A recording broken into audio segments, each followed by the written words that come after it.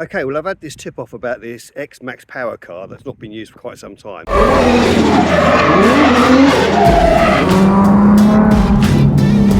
was told about this the other day, but I couldn't see it because it's hiding. When I say it's hiding, look at this, just hiding back here. I mean, being eaten by a hedge. It's proper away there. Notice the M3 mirrors, aftermarket headlamps. Move a few cars around and move this van around so we can have a proper look at it. But you can see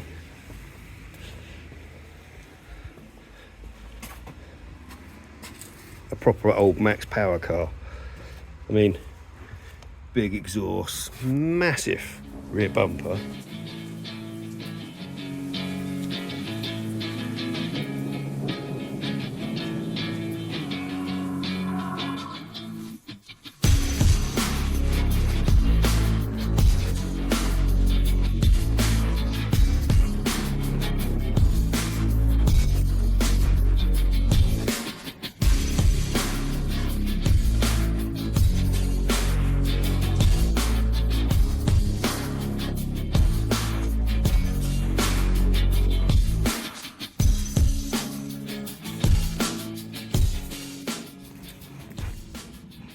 Stay.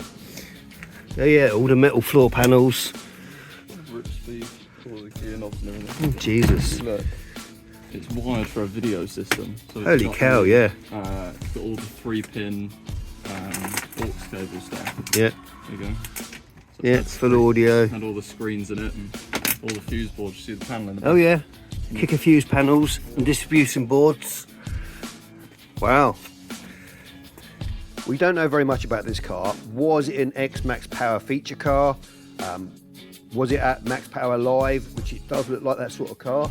It's obviously had a massive ICE install with video and audio in it. If you know this car, leave a note in the comments because we want to know a little bit more about it and we'll go from there. Well, we'll see you all again very, very soon. Take care.